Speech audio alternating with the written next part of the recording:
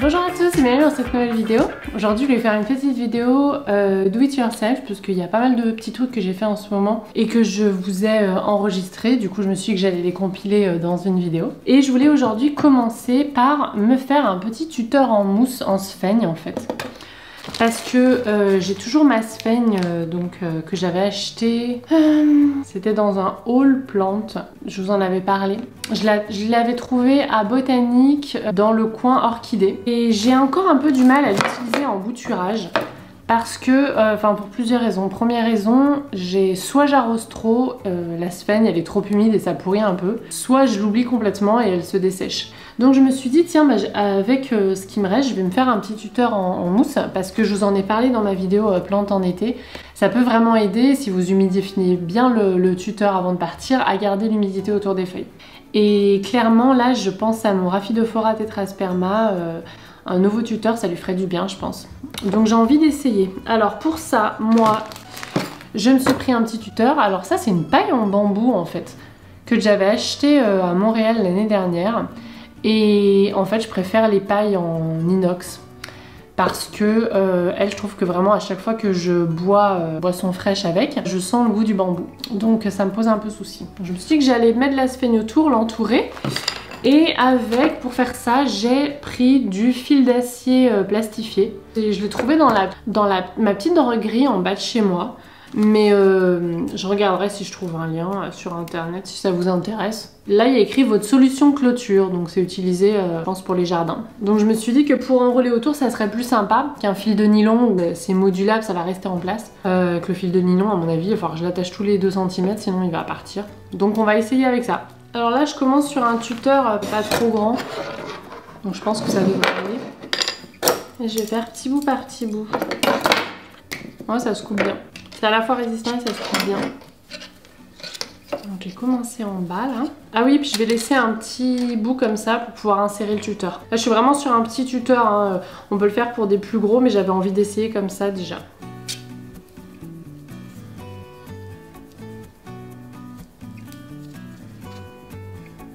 Bah nickel. Beaucoup plus facile que ce que je pensais. C'est vraiment bien ce truc. Je vous conseille si vous faites un petit tuteur en mousse ou en sphaigne, d'utiliser ce genre de truc. Ça peut être du fil de fer ou autre. Ah ouais, c'est vraiment facile quoi. Je me demande pourquoi je l'ai pas fait plus tôt.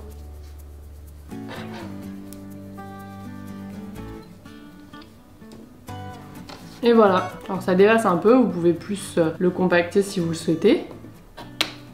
Ça c'est un peu plus esthétique. Et voilà. Alors là franchement, plus facile tu meurs. Et donc je vais remplacer celui que j'ai mis là par celui-là.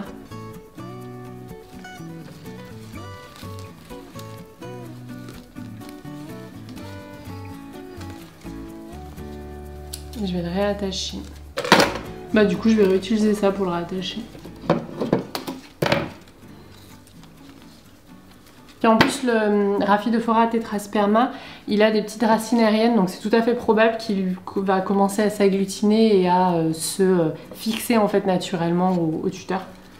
Mais là je vais en profiter pour le tutorer à nouveau, parce qu'il grandit vraiment n'importe comment lui. Et ben voilà. Donc là les autres vont se rapprocher et vont pouvoir garder un petit peu l'humidité.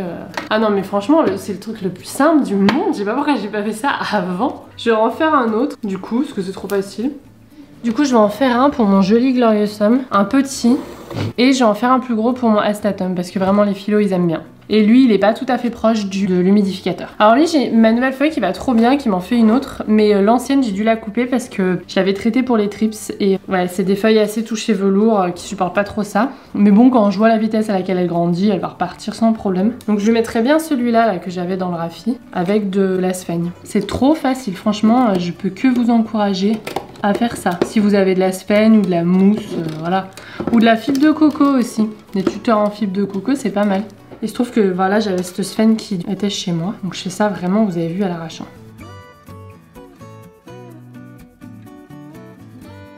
En fait, je crois qu'il suffit d'avoir bon matos, enfin bon matos. Attention, on n'est pas sur du truc super élaboré, juste le bon fil là, et hop, c'est fini quoi. Et voilà. Tac tac, où est-ce que je vais le mettre? Par ici. Alors lui du coup je vais pas trop le caler. Pas trop l'attacher. Je vais enlever ce pied quand même parce que lui il est vraiment mort. Je vais juste mettre un tout petit... accrocher vraiment légèrement quoi.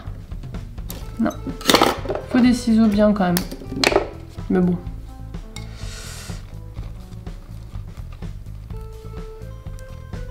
Voilà, c'est vraiment léger ce que j'ai accroché. Je veux surtout pas l'abîmer.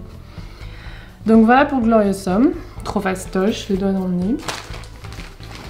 Et maintenant, plus gros, le Astatum. Alors du coup, je vais lui prendre son tuteur en fait. Je vais faire ça sur toute la partie où paqueter à l'extérieur.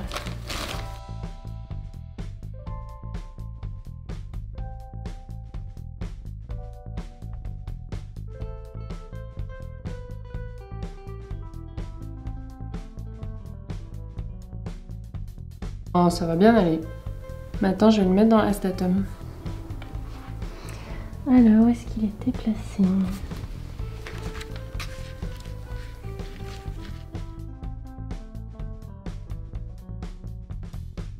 Donc voilà pour mes petits tuteurs enseigne. Je suis bien contente.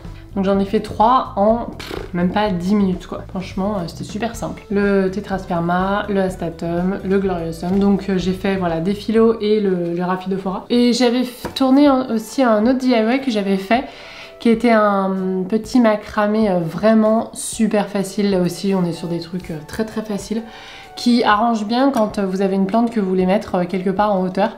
Moi je l'ai fait pour mon philodendron Brésil que m'a envoyé donc Pauline de la page Instagram Bulbe Bizarre. Et je voulais le mettre près de la fenêtre pour qu'il cascade, que je le vois bien dans le salon. Et ouais, c'est vraiment facile avec quelques nœuds, je vous ai fait ça et je vous ai filmé ça, donc je vais vous montrer tout ça. Mais voilà, on est vraiment sur des trucs assez faciles.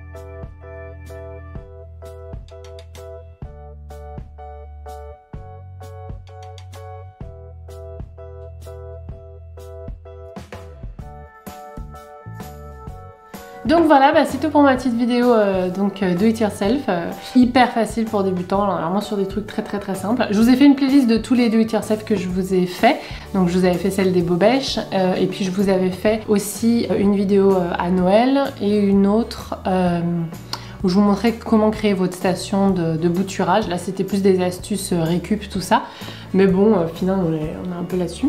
Et ça j'en suis vraiment contente, je crois que je vais l'utiliser aussi pour... c'est un peu plus discret finalement que mes petites ficelles. Et quand mes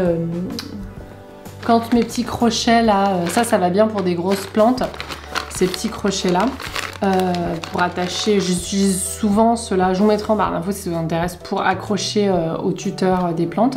Mais pour les petites plantes, c'est plus sympa ça finalement, j'en suis super contente. Donc voilà, c'était pour cette vidéo. Si vous avez aimé et si vous avez trouvé ça utile, n'hésitez pas à me mettre un petit pouce en l'air, ça me soutenir et ça m'encourage toujours. Et à vous abonner à la chaîne. Et puis je vous dis à la prochaine vidéo.